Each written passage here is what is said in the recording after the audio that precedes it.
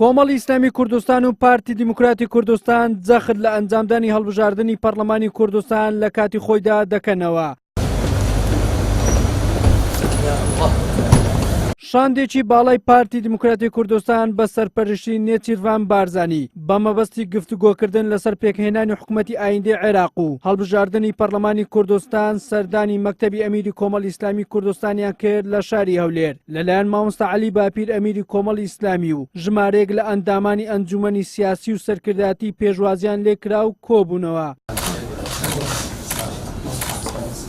لە دوای کۆبوونەوەکەدا لە کۆنگرەیەکی ڕۆژنامەوانیدا عەبدولستار مەجید ئەندامی ئەنجومەنی سیاسی کۆمەڵی ئیسلامی کوردستان ڕایگەیاند ئەوان لەگەڵ ئەنجامدانی هەڵبژاردنن لە کاتی خۆیدا گوتیشی بۆ گفتوگۆکردن لەگەڵ لایەنە عێراقیەکان بۆ پێکهێنانی حکوومەتی داهاتووی عێراق چوار لایەنەکە پرۆژەیەکیان ئامادە کردووە وەکو کۆمەڵ پابەند دەبن بەو پرۆژەیە. بڕیاری چۆنیەتی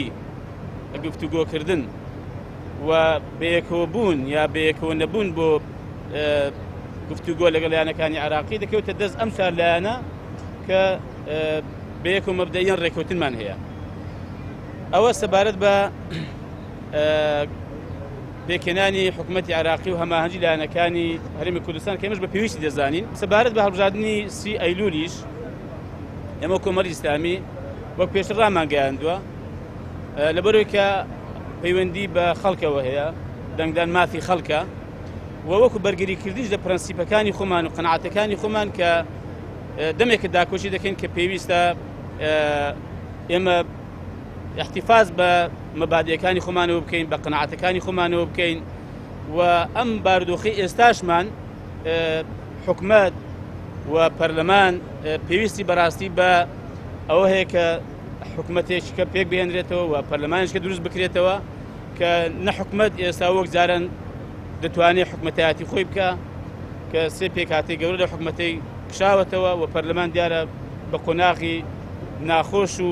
خراپدا تێپەڕیوە لە ڕابردوودا ئێمە بە پێویستمان زانیوە کە ئەم هەڵبژاردنە لە کاتی خۆیدا بکرێ. پارتی و یەکێتی بە هاوبەشی پرۆژەیەکیان بۆ چوونە بەغدا ئامادە کردووە داواش لە سەرجەم لایەنە سیاسیەکانی کوردستان دەکەن بێنە ناو پرۆژەکەی ئەوان بۆ ئەوەی بەیەکەوە بچنە بەغدا بەڵام لە بەرامبەردا کۆمەڵ و گۆڕان و هاوپەیمانی و یەکگرتوش بۆ هەمان مەبەست پرۆژەیەکیان ئامادە کردووە ئەوانیش دەرگیان واڵا کردووە بۆ هەر لایەنێک بیەوێت بەشدار بێت لە پرۆژەکەیان وتەبێژی پارتیش ئاشکرای دەکات لە کۆبنەوەکەیان لەگەڵ کۆمەڵ داوایان کردووە پرۆژەی چوار لایەنەکە و پرۆژە بەشەکەی پارتی و یەکێتی تێکەڵ بکەن بۆ ئەوەی بە یەک تیم بچنە بەغدا.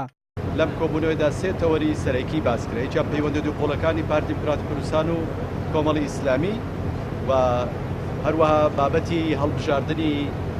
30 ئەیلول و پێکهێنانی حکوومەتی فیدرالی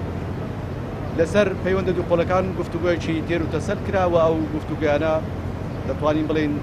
بناغەیەکی باش بوو بۆ ئەوەی کە ئیعادە نەزەرێک بکرێتەوە لەسەر پەیوەندە دووپۆڵەکان